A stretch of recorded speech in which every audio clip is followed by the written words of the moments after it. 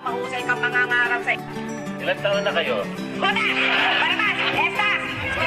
Si Adelaida Fernando Villegas ay pinanganak noong March 17, 1914. O mas kilala bilang Delia Atay-Atayan, siya ay isang Pilipino komedyan at mga awit. Ang kanyang karera sa entertainment ay umabot ng 7 dekada. Siya ay pinanganak sa Tondo, Maynila. Ang isa sa kanyang mga nakababatang kapatid na si Ading Fernando ay isa ring kilalang komedyante at direktor sa telebisyon. Nakumpleto niya ang kanyang 2 taon sa high school na sumali siya sa show business bilang isang kundiman singer sa Palace Theater sa Maynila. Mula 1930 hanggang 1934, naglibot siya kasama ang isang pangkat na katawan bilang The Queen of Laughs. Ginawa niya ang debut na pelikula noong 1940 kasama ang Lakambini, kung saan naglaro siya sa tapat ng kanyang asawang si Andoy Balon-Balunan. Isa ring komedyante. Pagkamatay ni Balon-Balunan, ikinasal siya kay Catalino Ong mula 1940 hanggang 1994. Lumitaw ang Atay-Atayan sa higit na 300 na mga pelikula. Siya rin ay isang tanyag na komedyante sa radyo na nakastar sa mga programa tulad ng Tang Tarang Tang. Bumuo siya ng comedy quartet kasama sina Pugak, Komunikasi at Doro de los Hojos, na tinawag ang kanilang sarili na Ancient Fox. Ang kanyang pinakatanyag na tungkulin ay si Doña Delilah, ang mayaman, hindi kilalang tao at hindi pagpayag sa biyanan ni Jan Puruntong na si Dolphy.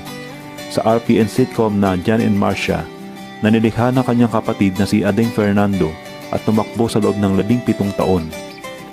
Ang kanyang paglalarawan ay pinatunayan bilang tiyak na archetype na mother-in-law sa popular na kultura ng Pilipino.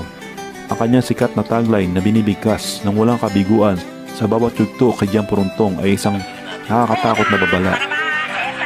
Hindi ka natuto. Ikaw, mahusay kang mangangarap sa... Ilan taon na kayo? Una! Barabas! Estas! Sa sitcom na ito, nagkaroon siya ng isa pang tanyag na papel bilang ina ni Vic Ongasis na ginagampanan ni Vic Soto sa isang sitcom ng School Bukol. Ang kanyang pagkatao ay nagmula sa bayan ng Chaong, Quezon at pinasasalamatan ang term na endearment na Bunsoy para sa pagtugon kay Vic. Ang huling pelikula niya ay sa Checkpoints noong 1994, kasunod ng pagreretiro sa parehong taon. Ang Atay-Atayan ay nagretiro noong 1994. Nakatulog siya sa kama sa loob ng 2 taon bago namatay noong August 2004 sa lungsod ng Parañaque.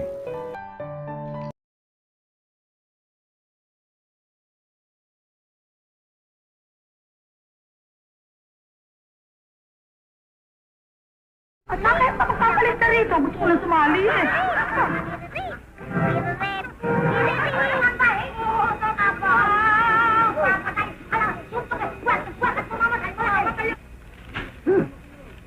Nagbulbus pa.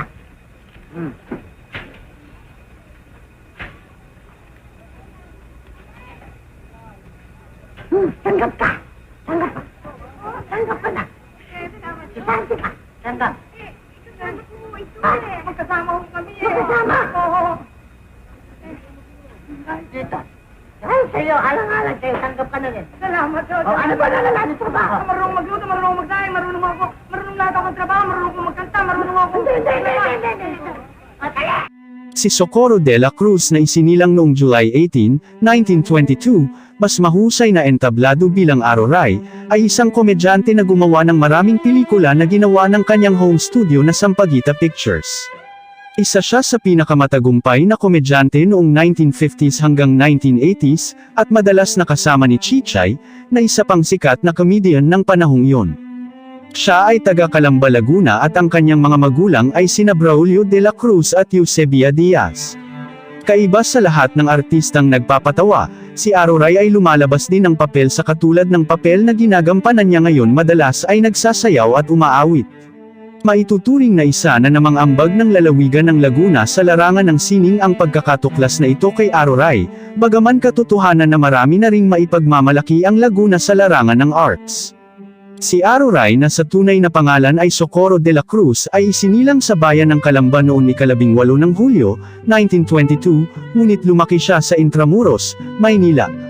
Ang kanyang mga magulang ay talagang may ibang pangarap ukol sa kanilang anak, subalit ang hangarin nilang iyon ay kanila nang nilimot pagkaraang makilala na iba ang hilig nito kaysa talagang nilulunggati nila. Si Aruray, manipis tulad ng isang stick, hindi ko alam kung saan niya nakuha ang lahat ng lakas na gumanap sa entablado, hindi ko kailanman nakita iyon sa TV at sa mga pelikula. Ngunit ang kanyang mga faux ballet dances mayroon siyang classical ballet training kung hindi ako nagkakamali, ay nakakatawa. Palaging itinanghal bilang walang habas na at shy, gumanap na Virgin Mary sa isang pagplay ng Lenten minsan. Ang paborito ko sa kanyang mga pelikula ay noong ginampanan niya ang naghahangad na bituin sa pelikula sa mega produksyon ng Sampaguita Pictures ng The Big Broadcast. Sa kwento, sina Aruray at Chichay ay magkakapatid at mayroon silang isang ina sa entablado kay Patsy, na naniniwala na ang kanyang dalawang anak na babae ang pinakatanyag sa buong mundo at dapat silang ilalagay sa litrato kapalit nina Susan Rosas at Amalia Fuentes. Bagaman ang bawat isa ay nakabukas sa isang nakakatawang pagganap, nagustuhan ko ang pinakamahusay na Aruray at palagi ko siyang ilalagay sa aking pinakamahusay na listahan ng comedians. Sa kasamaang palad, matapos siyang mamatay noong unang bahagi ng dekada 90, sino ang nakakaalala kay Aruray ngayon? Pumanaw si Aruray sa edad na 66 noong 1988. Kung paano siya naging komiko ay isang bagay na sino man sa kanila ay walang makapagpaliwanag, bagaman at ipinalalagay ng marami na sadyang ipinanganak na artista ang buntog na komedyanteng ito. Sapatos. Hindi na ba kayo naliligo? Batang ito, ba't yung tanong ganyan? Gusto bang magkasakit ako? Lagi ako nakabilad sa araw dyan? Aba, hindi mo na itatanong. Ako'y dinadaan ko sa punat. At nilalagyan ko ng suka ilokong armchair ko.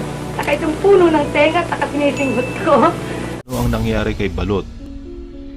Si Jaime Liabe ay pinanganak noong March 22, 1926, or mas kilala sa pangalan na Balot. Isang Filipino komedyan sa mga pelikula at telebisyon at artista sa entablado. Siya isang uri ng komedyante na kapag sa unang tingin mo pa lang ay matatawa ka na sa mukha niya. King ano? Booking. Ikaw? 6'2". Ano? 6'2". Ano apelido? 2. 2? Oo. 6'2"? Oo. Sana naging 5'6" na, baka utang naman ako. Ikaw? Segundo. Apelido? Mano. Ano? Segundo Mano. Kaya palalas pag nakatawan mo eh. Sinimula ni Balot ang kanyang karera bilang isang artista sa entablado ng vaudeville sa Manila Grand Opera House. Lumipat siya sa mga pelikula na unang lumitaw sa isang love story drama na pelikula na pinamagatang Aklat ng Pag-ibig. Ang kanyang katanyagan ay nadagdagan pagkatapos niyang simulan ang paggawa ng komeding papel.